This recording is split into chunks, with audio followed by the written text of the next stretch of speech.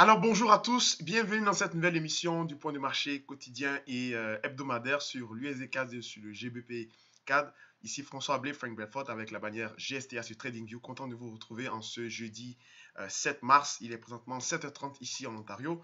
Quelle journée fut hier en fait sur la paire USD CAD. C'était absolument incompréhensible dans le sens que vous vous souvenez depuis le début de la semaine, oui, on était haussier, mais j'avais donc hier dit que je cherchais à shorter bien sûr les plus hauts de l'USD4 compte tenu de en fait la substance qui compose donc qui composait ce mouvement puisque si vous regardez bien le mouvement qui s'est fait, le mouvement acheteur qui s'est fait n'était pas justement justifié dans la mesure où le dollar index qui est le leader parmi les deux paires n'a pas bougé d'un iota, d'accord? Et on voyait bien sûr que le dollar canadien s'effondrait. Donc c'est plus un mouvement, on va dire, purement mécanique et spéculatif parce que vous le voyez ici à l'écran, il y avait beaucoup d'ordres certainement qui étaient, on va dire, cumulés aux alentours des 1,33 780. Et lorsqu'on a cassé ce niveau, d'accord, on est parti, on a poussé pour aller chercher pratiquement les 1,34 460. Vous comprenez? Sauf que quand on regarde bien le graphique, c'était pas sous-entendu. Bon, les marchés d'abord font ce qu'ils veulent, hein, les marchés qui décident, mais de manière graphique, de manière technique, les marchés font, il y a quand même des repères techniques à suivre et ces repères-là n'ont pas été respectés, surtout que quand j'ai jeté un coup d'œil sur le dollar index, regardez, on va mettre rapidement le dollar index, c'était absolument incroyable. Vous voyez comment le dollar index s'est comporté. Il n'a même pas bougé depuis hier, il est resté intact sur ce seuil parce qu'au départ, justement, je m'attendais à ce qu'il parte faire des plus hauts jusqu'à 97,50, 97,65, d'accord? Et il n'a pas bougé, d'accord? Au niveau même du spread entre les rendements obligataires américains et les rendements obligataires britanniques, après avoir fait on avait vu, il avait donc fait allez, on avait vu, c'était une sorte de triangle ascendant, c'est ça. Donc, on avait une résistance ici, on a cassé, on a fait l'objectif théorique là. Je vais prendre le croissillon, c'est plus facile. Donc, on avait tracé une résistance oblique, non, une résistance horizontale ici. Le marché, on a échoué là-dessus, on a cassé parce qu'on a suivi ce super mouvement ici qui était puissant. On a eu une impulsion et puis après ça, le marché a récupéré. D'accord? Là, il est en train de récupérer et potentiellement même aller casser encore de nouvelles mini-résistances ou des résistances intermédiaires. D'accord? Donc, en ce moment-là, il y a comme une prédominance sur, on va dire, les rendements obligataires américains qui sont en train de récupérer un peu. Vous comprenez? Tandis que les rendements obligataires britanniques sont en train de se stabiliser. Vous comprenez? Donc, moi, hier, quand j'étais sur l'USD4, bien sûr, j'avais dit que j'allais chercher à shorter 1,33 800, n'est-ce pas? Et quand j'ai mis mon ordre, effectivement, j'ai été exécuté, mais le réel, ce que le marché a fait, il m'a doublé. Donc, il est parti, il a accéléré jusqu'à 1,34 860. 1,34 460, pardon. Et là, maintenant, il a fait un plus haut ici. On n'a pas dépassé la résistance qui était en fait, on va dire, qui était en fait le résultat de l'ancienne amplitude ici de ce mouvement ici violent. D'accord? Donc, on est venu caler ici.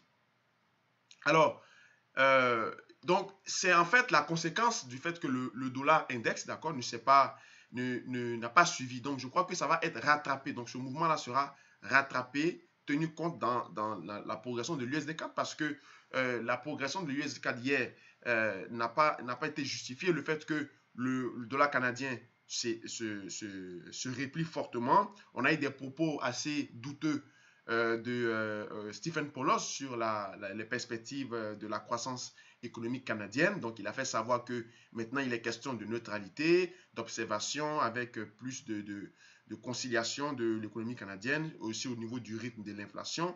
Alors qu'il y a de cela 3 mois, donc en décembre, novembre-décembre, il était aussi dans la même optique que Jérôme Powell. Donc, vous voyez qu'en 3 mois, pratiquement tous les banquiers centraux, donc à l'unanimité près, ont changé drastiquement de ton.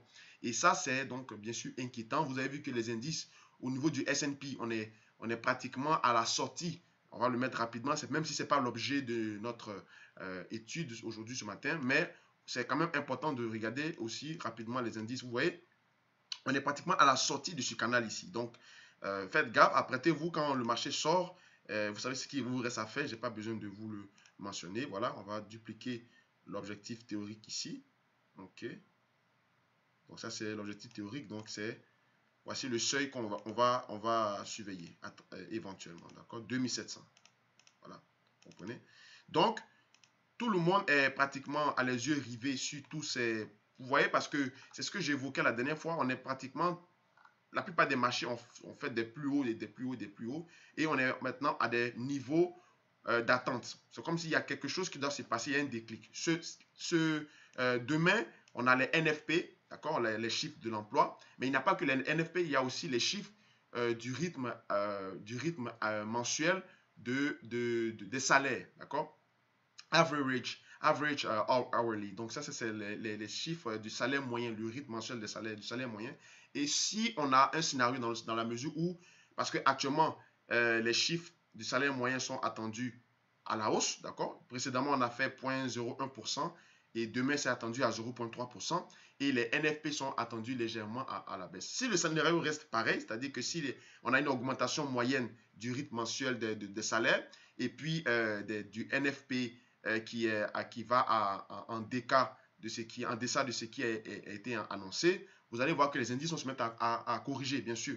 D'accord. Et si c'est le contraire, ça veut dire que si les salaires finalement sortent à 0,1 et que le NFP nous fait un double jeu comme il a fait dans les 2 derniers mois précédemment, d'accord, qui sort à 250 000, 300 000, les indices vont se remettre encore à progresser encore à la hausse. Vous comprenez? Donc, suivez ça attentivement. Maintenant, si on a un scénario maintenant du genre neutre, c'est-à-dire qu'on a le salaire horaire moyen qui sort à 0,2 au lieu de 0,3, d'accord? Donc, légère accélération comparativement à ce qui s'est passé le mois passé, d'accord? Qui était à 0,1.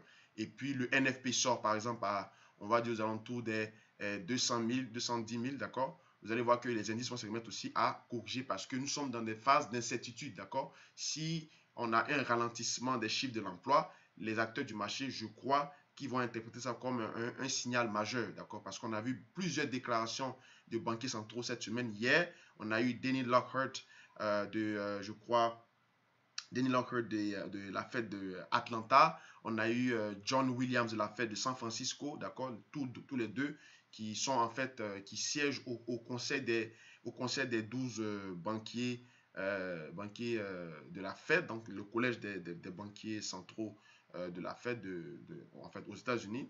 Ils sont parmi les membres votants, d'accord. Donc, ce sont des gens, quand ils prennent la parole, ça fait bouger les marchés, d'accord. Et tous les deux ont dit que non, finalement, il faut vraiment être attentif et très regardant sur la situation des indices et également de l'économie et surtout du rythme de l'inflation, d'accord. Voilà pourquoi les chiffres du salaire demain seront très importants. Donc, actuellement, nous sommes dans un mouvement de correction USD4, donc certainement on va avoir un rattrapage, donc un recalibrage du fait que le dollar index qui n'a pas bougé ou qui semble montrer des signes de faiblesse va certainement se répercuter sur USD4 parce qu'on vient de faire un plus haut qui est à 1,34 460. Donc, si j'étais à votre place aujourd'hui en intraday, je chercherais plutôt à vendre l'USD4, d'accord, pour aller chercher les points bas ici comme repère avant de chercher à se repositionner à la hausse, d'accord. Idem pour le sterling et le dollar canadien qui va aller chercher certainement 1,74 500 parce que vous voyez ici qu'au niveau du spread, au niveau du spread de convergence, les rendements obligataires américains et britanniques, on voit qu'on est en train de chercher à progresser, casser donc ce seuil intermédiaire ici, d'accord. Donc, ça sera à suivre. Sinon, le mouvement de fond ici au GBP cadre, ici, le mouvement de fond est haussier, donc on attend donc un repli ici avant de chercher à se positionner pour acheter, vous voyez, pour aller chercher donc les niveaux majeurs, les plus hauts majeurs, ok. Donc, merci encore d'avoir suivi ce point de marché. Donc, hier, j'ai suivi une petite perte de 40 pips, environ 40-45 pips. Bon, c'est pas grave, c'est des choses qui arrivent hein, sur les SD4, mais à suivre toujours et ça devient comme ça. C'est très intéressant et il faut pas perdre de vue les marchés. Il faut bien s'assurer de tout prendre en compte dans votre analyse globale. Merci encore et passez une bonne journée. Au revoir.